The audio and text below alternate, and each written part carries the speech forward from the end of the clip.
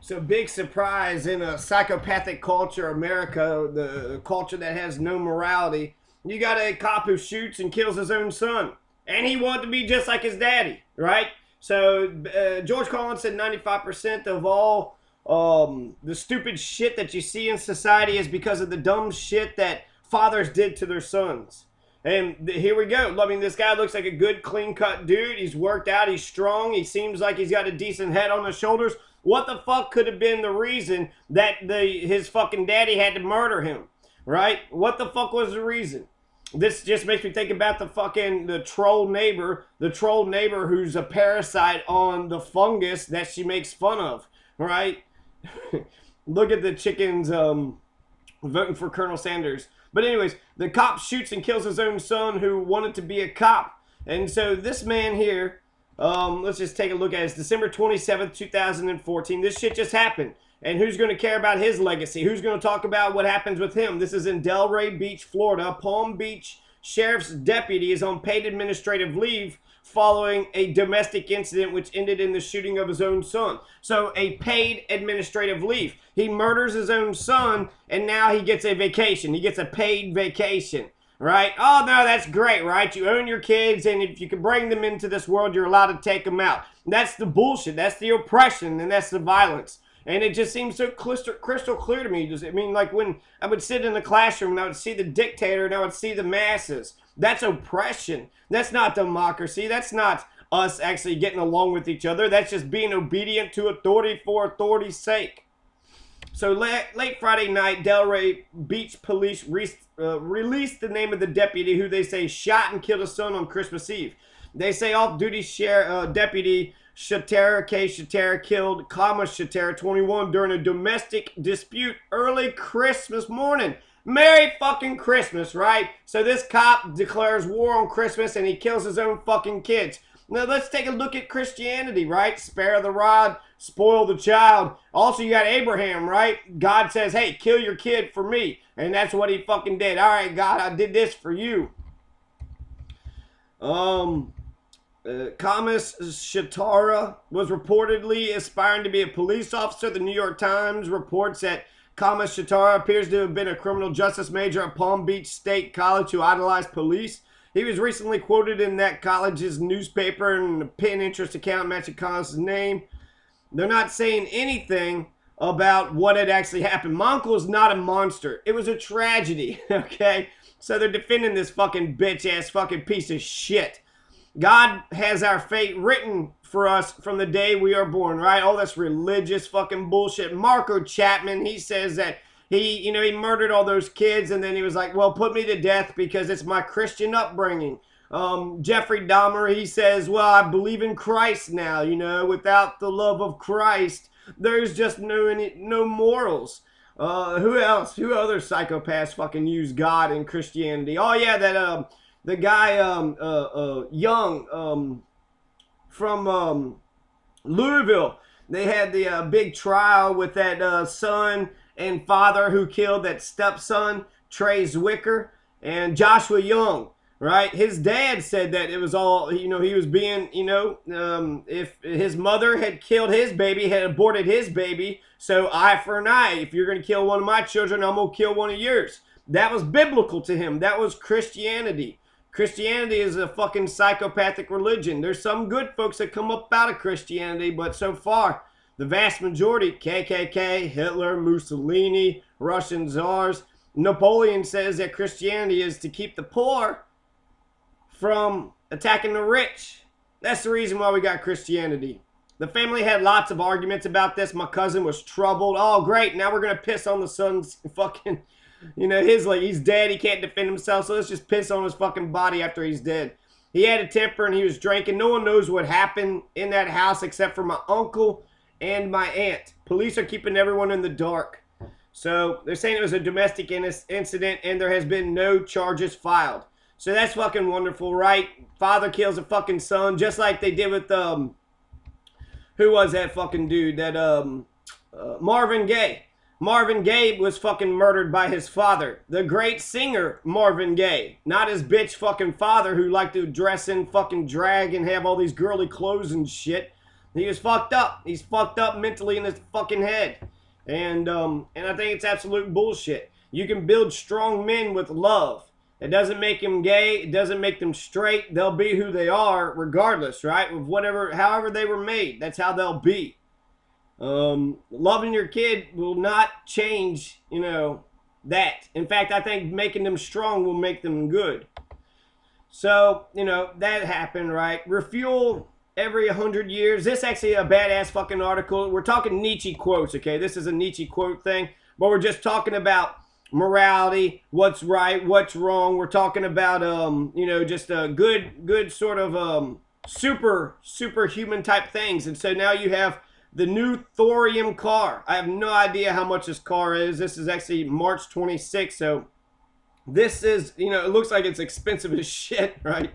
But the thorium car, all you need is 6 grams of thorium, and it equals up to 7,500 gallons of gasoline.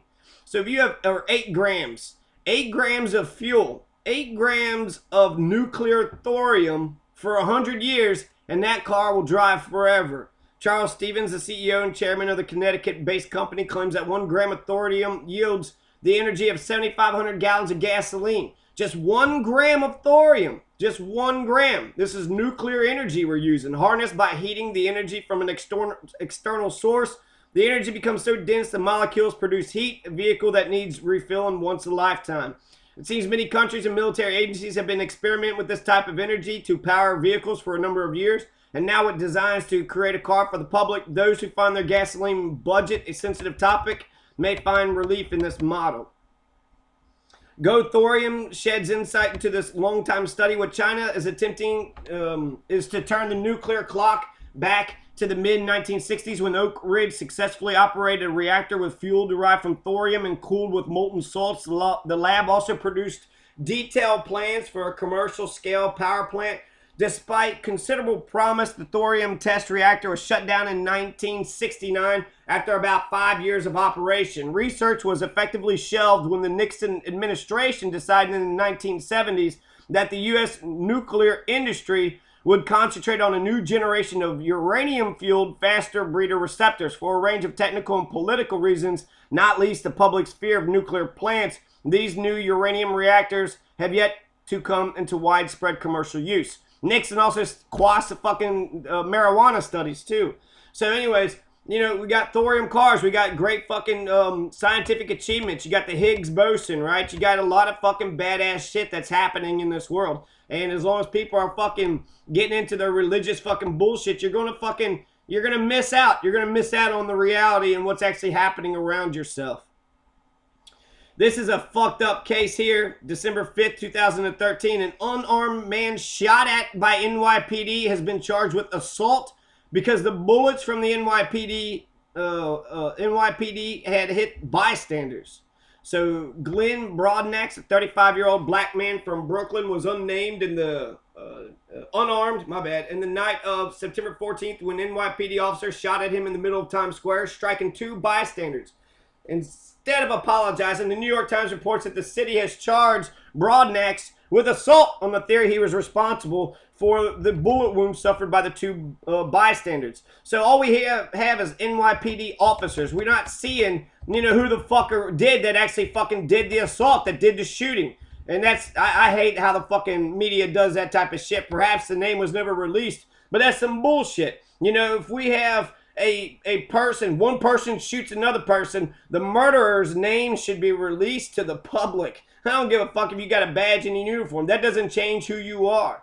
So, Nietzsche quotes, we're going to get onto this. There's some talk here just about how Hitler tried to take Nietzsche to use for himself, even though Nietzsche said that all anti-Semites should be shot. And it's a good thing he said that too, because there are some things in Nietzsche that you could see a Hitler coming out of. The thing I'm liking about Nietzsche is I think that all of my problems have stemmed from weakness and my penchant to be obedient to assholes who doesn't give a shit about me. They don't give one iota about me, and therefore, hey, go do this, go do that, give me your money, give me everything you have, all right, fuck off now, bitch. That's what the public education system is doing. They're manipulating the students, and they're going to be manipulated for the rest of their lives. They're not showing them democratic processes, how to respect each other's beliefs, how to tolerate. And so, this it's going to continue to happen because we don't have, any type of solidarity. But the Ubermensch, Nietzsche talks about being a superman and being a superwoman. And he says that the will to power is normal. And I do need to check out William Glasser because he actually talks about this and he actually sort of develops some plans about how we're supposed to sort of interact properly. So in Ecce Homo, Nietzsche vehemently denied any idealistic, democratic, or humanitarian interpretation of the Ubermensch. The word Ubermensch designates a type of supreme achievement as opposed to modern men, good men, Christians, and other nihilists. When I whispered into the ears of some people that they were better off looking for a Caesar Borgia than a Parsifal, they did not believe their ears. Safransky argues that the combination of ruthless warrior pride and artistic brilliance that defined the Italian Renaissance embodied the sense of the Ubermensch for Nietzsche. According to Safransky, Nietzsche intended the ultra-aristocratic figure, the Ubermensch, to serve as a Machiavellian boogeyman of the modern Western middle class in its pseudo-Christian egalitarian value system. The term Ubermensch was used frequently by Hitler and the Nazi regime to describe their idea of a biologically superior Aryan or Germanic master race. A form of Nietzsche's Ubermensch became a philosophical foundation for the National Socialist ideas.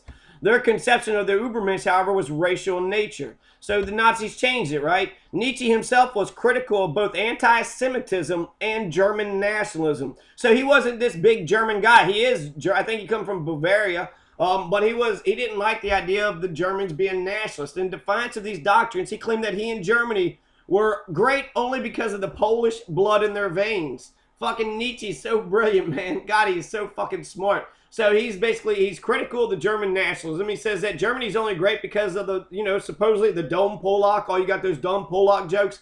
The Polish blood in their veins is what made them better. And so, Poland, Hitler tried to take Poland. And then there's, I think the Slavic Baltic, the Prussians actually took a fucking piece of Poland. So Warsaw, Kentucky is named after the capital of Poland, Warsaw. So Nietzsche himself was critical of both anti-Semitism and German nationalism. In defiance to these doctrines, he claimed that he and Germany were great only because of Polish blood in their veins, and that he would be having all anti-Semites shot as an answer to his stance on anti-Semitism. To his friend Franz Overbeck, he wrote, "I am just now having all anti-Semites shot. Blind pupils, as long as a man knows very well the strength and weaknesses of his teaching, his art, his religion, its power is still slight. The pupil and apostle who are blinded by the authority of the master and by the piety he feels towards him pays no attention to the weaknesses of a teaching, a religion, and soon usually has for that reason more power than the master. The influence of man has never yet grown great without his blind pupils.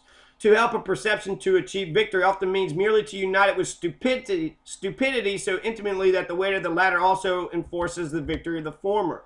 Fanatics are picturesque. Mankind would rather see gestures than listen to reasons. The Nazis did that. Obama does that. Politicians do that shit all the time.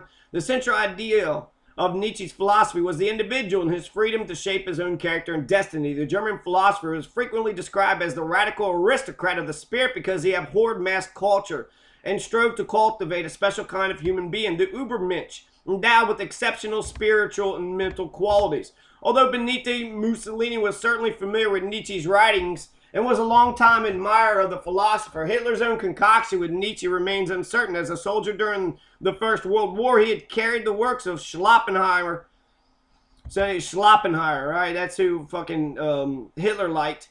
So there's no reference to Nietzsche in Mein Kampf. There is reference to Schopenhauer. In Hitler's Table Talk, he refers only indirectly to Nietzsche, saying, in our part of the world, the Jews would have immediately eliminated Schopenhauer, Nietzsche, and Kant. If the Bolsheviks had dominion over us for 200 years, what works of our past would be handed on to posterity? Our great men would fall into oblivion, or else they'd be presented to future generations as criminals and bandits. Nietzsche was clearly an elitist who believed in the right to rule of a good and healthy aristocracy, one that would, if necessary, be ready to sacrifice untold numbers of human beings. He sometimes wrote as if nations primarily existed for the sake of producing a few great men who cannot be expected to show consideration for normal humanity. Not surprisingly, in the light of the cruel century that has just ended, one is bound to regard such statements with grave misgivings. From Mussolini and Hitler to Stalin, Mao, Pol Pot, and Saddam Hussein, the last 80 years have been riddled with so-called political geniuses imagining that they were beyond good and evil and free of any moral constraints. One has to ask if there were not something in Nietzsche's philosophy with its uninhibited cultivation of a heroic individualism in the will to power which could have tended to favor the fascist ethos. Mussolini, for example, raised the Nietzschean formulation "live dangerously" to the status of a fascist slogan. His reading of Nietzsche was one factor in converting him from Marxism to a philosophy of sacrifice and warlike deeds in defense of the fatherland.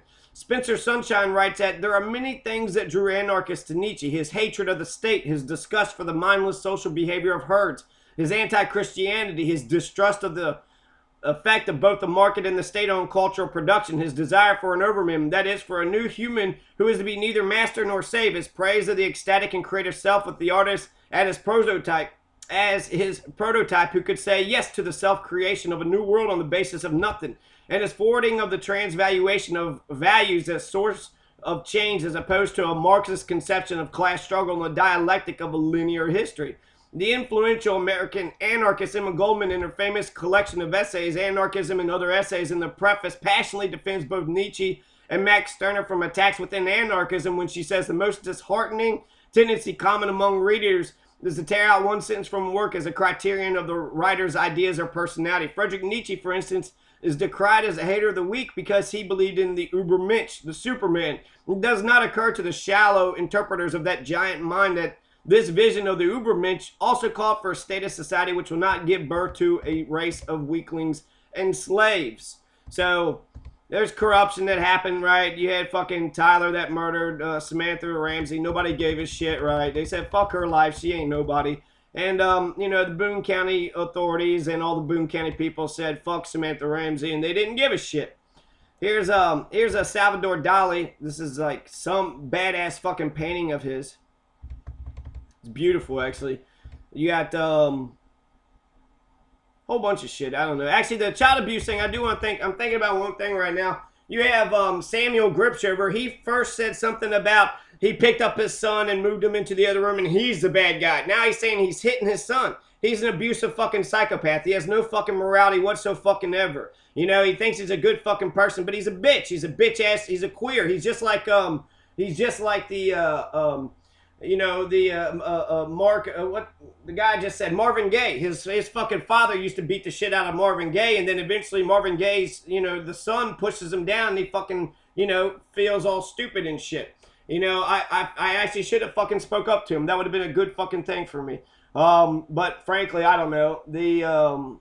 I should have, actually. I probably will say something.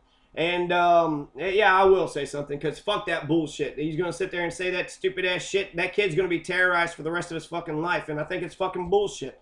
So Nietzsche believed that only by honestly facing the stark truth that there is no truth, no goal, no value or meaning in and of itself, could one pave the way for a real intellectual liberation and a revaluation of all values. So in a way, Nietzsche is saying, throw out all the fucking things that people believe and let's have a revaluation of all values. Let's reevaluate what it is that we're actually doing here. There's no truth, no goal, no value or meaning in itself, right? Sort of almost like a Jean-Paul Sartre, right? Just an existentialist. So revaluation of all values. Jung resorts to purely psychological explanation primarily on the subject of Nietzsche's attitude towards women.